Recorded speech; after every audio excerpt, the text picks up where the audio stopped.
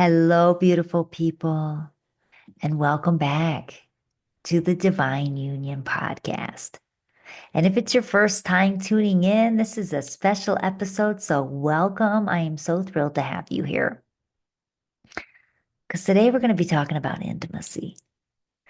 Because most people think that their relationship struggles come down to intimacy issues.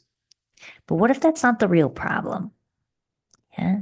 This episode is actually going to challenge some common assumptions and share a surprising story about what truly brings couples closer.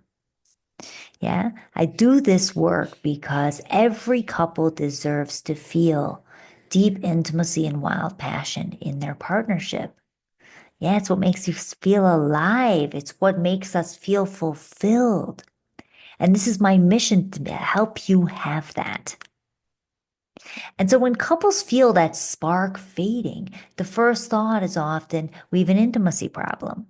But in reality, 88% of the time, it's something deeper. It's a communication problem. Feeling lack of desire for each other, communication. Constant bickering, communication. Carrying resentment, communication. Not spending as much time and joy as you do in tense situations, communication.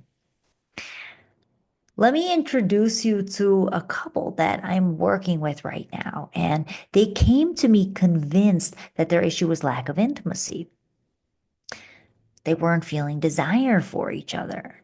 Yeah, one party was desiring more. She was desiring more physical connection. He wasn't feeling the desire back. They were both carrying feelings of resentment. He would toggle between resentment and anger and aggression, frustration. And in our work together, it became clear that it wasn't intimacy they were missing. It was communication and tools to connect more deeply, to see each other and understand each other. Because what happened is when he would get home from his day and she would ask him questions about his day. Yeah. Or maybe he ran some errands for the couple of them. She'd say, like, oh, why didn't you get that? Like, oh, you didn't get this. I noticed this is missing. And it was the way that she was asking questions about his day and the way that she was following up with him about things that he said he'd do with maybe if he missed something. Yeah, the way she was checking in. It put him off. Yeah, it frustrated him. It caused resentment in him, which as a response, it triggered his lack of desire. It triggered his closure. What we realized when we dug into this is her tone made a big difference in how she was received because a lot of her questions actually came from curiosity. Oh, you said you were going to get the cheese, but why didn't you get the cheese? Yeah.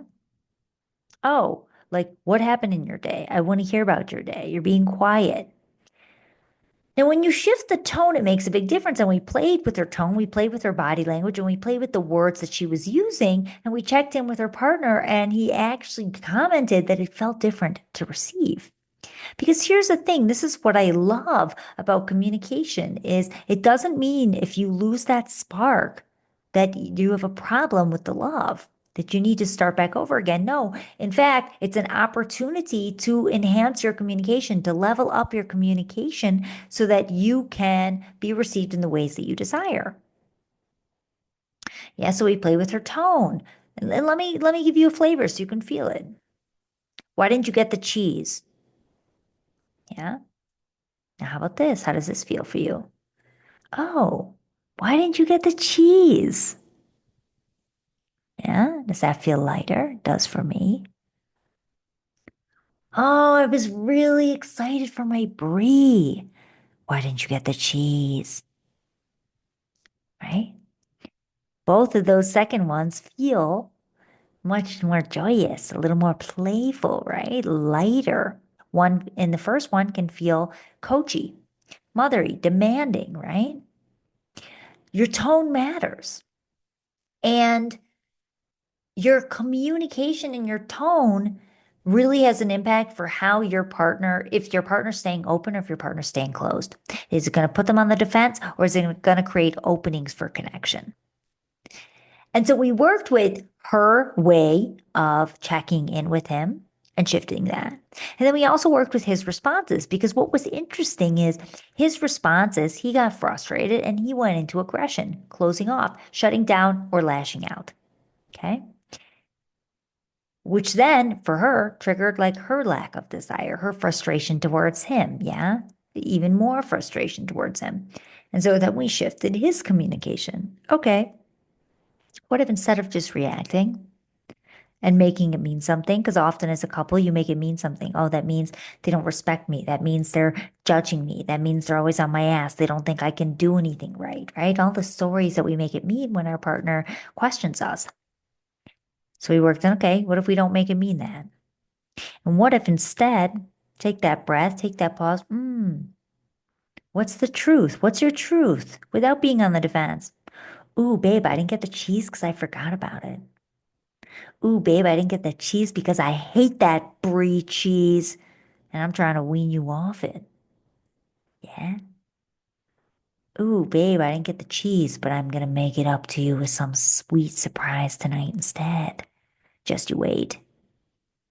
Now, there are ways to shift the energy in partnership, right? Because there are three energies in a partnership: your energy, your partner's energy, and the collective energy. And so when you work to shift your energy, that has an impact. You best believe that has an impact for your partner's energy. And then it impacts the couple's energy. And this is where relating gets to be fun. This is where, if you're like me, you get a kink for communication and you love it because the challenge is like, okay, game on. It ain't a challenge no more. It's an opportunity. What can we do here?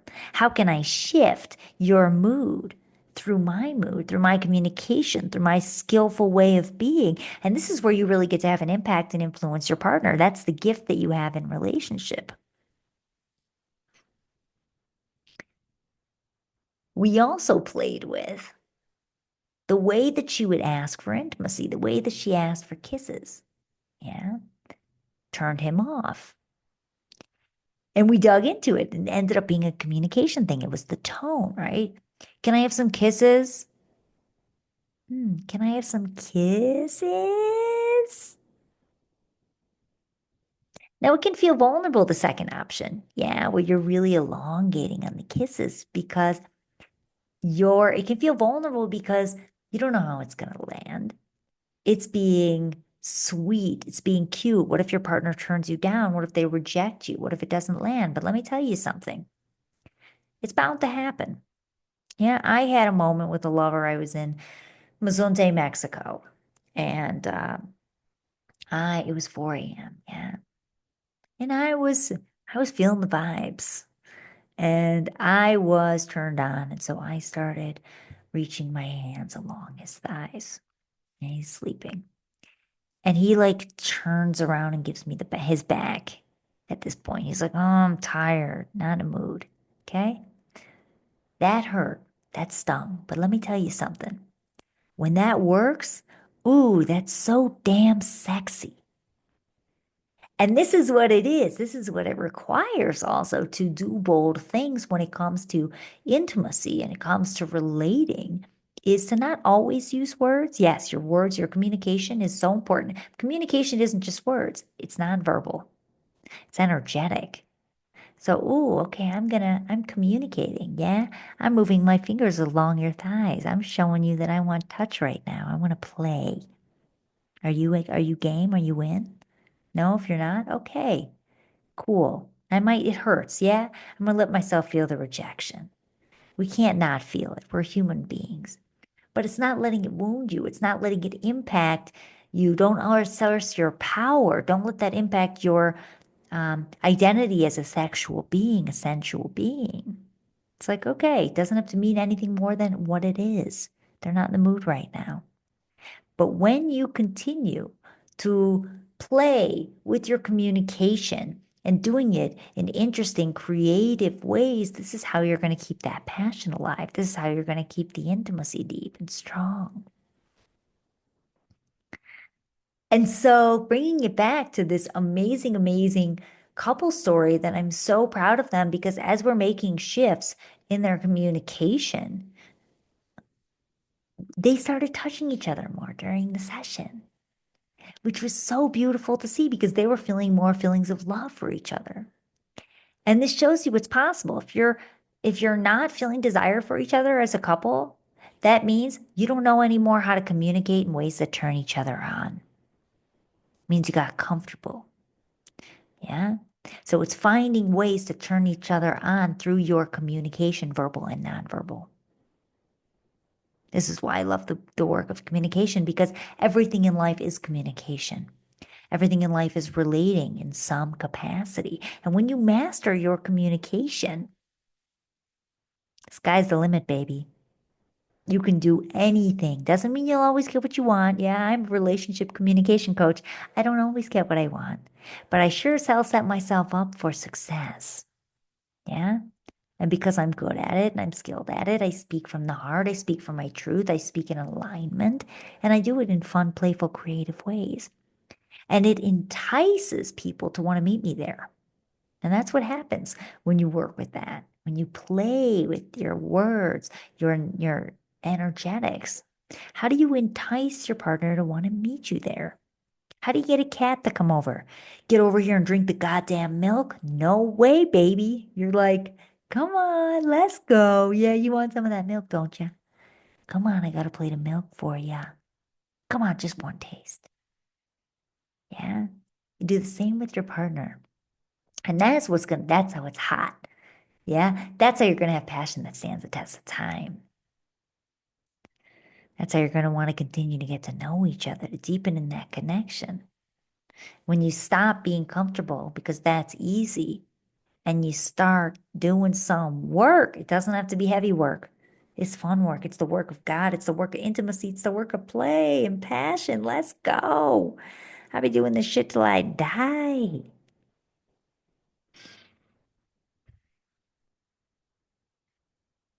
I am so excited to announce on the podcast. I have these his and her masterminds. It's called Queen Bee and Kingdom Come. Now, it's for amazing couples, whether you go through this mastermind, it's a 6-week mastermind, both of them, individually or as a partnership. Queen Bee is all about leading with impact and with a feminine edge. How to do it in a feminine way.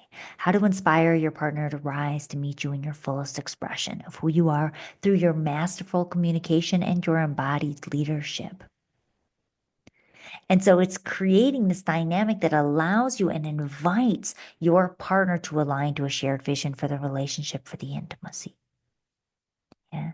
So you'll be working with your communication. You'll be working with your energetics, working with how to navigate conflict, bringing in more play, how to bring in more novelty into the relationship through your communication, which then deepens the passion and the polarity because that thrives on the novelty and the mystery element.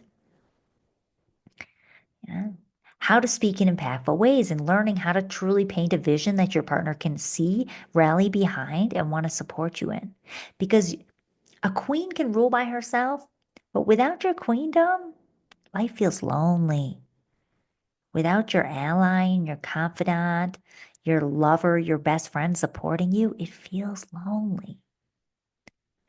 And so you will have these tools for how to truly lead in a way that's influential and that's impactful and that inspires action in your partner. And for the men, kingdom come. This mastermind is all about purposeful leadership and how to inspire your woman's trust and surrender with your leadership. And so we will cover also masterful communication and how to navigate conflict with ease as a masculine. Sometimes it can be challenging dealing with the emotions of the feminine.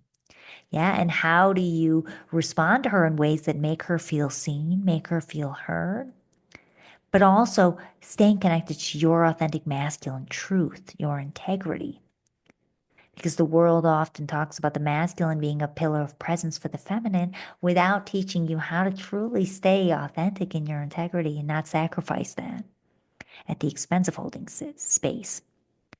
And so you learn both. You also learn how to bring in, how to navigate bedroom dynamics with skill, with confidence, with power, how to bring in more passion into the intimacy. I couldn't be more excited. Whether you go through this solo, which will be incredible because you will get to witness your transformation, your energy shift. You'll get to witness your partner's energy shift as a result, and you'll get to see a transformation in your partnership. And when you go through this as a coupledom together, you get to share along this journey. You get to share your wins and you get to truly align to a shared vision for your partnership. What I love so much about the best couples that I work with, they own that this work is an area they want to master, their communication. They put their partnership first. They don't hide that they're in coaching for couples or solo coaching. They don't have shame around it. They don't judge themselves for it. They don't make it mean anything more than what it is. Commitment to excellence. Commitment to excellence. When you put in excellence, you get excellence. And that's what it's for. That's who it's for. It's for the couple who is devoted to excellence, who has that solid foundation and wants to uplevel even more their connection, to bring even more harmony into a line, into shared goals and a shared vision, to bring more joy and more passion into the partnership because they know they deserve it. Queen Bee begins December 9th. Kingdom Come begins December 17th. I couldn't be more excited about this 6-week program. It's absolutely incredible.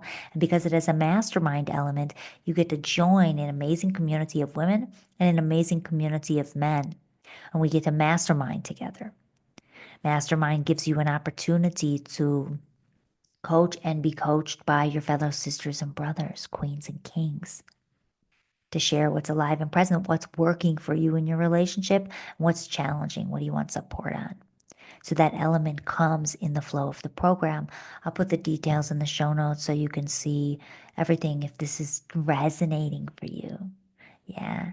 If this feels intriguing, if you want to up level in this space, you'll have that information to do so.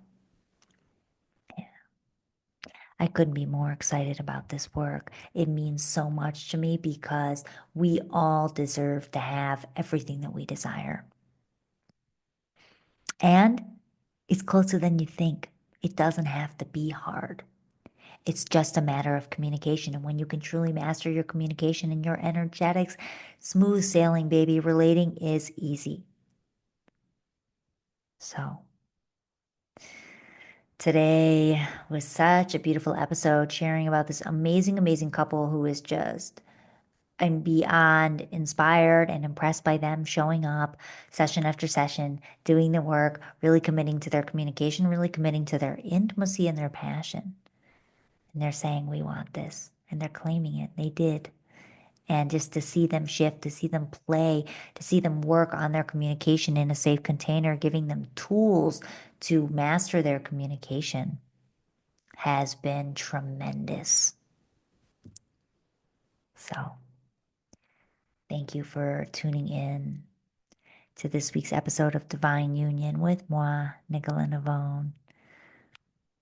If you dug this episode, share it with someone whom you feel would gain value from this episode, who would enjoy this episode and resonate. And of course, would love to hear any feedback that you have by way of the comments, by way of the review. It means so much to us as a podcast. This is how we spread the mission. This is how we get more ears on the podcast, more eyes on the YouTube version of the podcast. Get more people feeling connected, feeling intimacy, feeling passion and joy. Who doesn't want that? I love you, beautiful people. And have a beautiful, beautiful week. I look forward to seeing you next week. And until then, may all your unions be divine.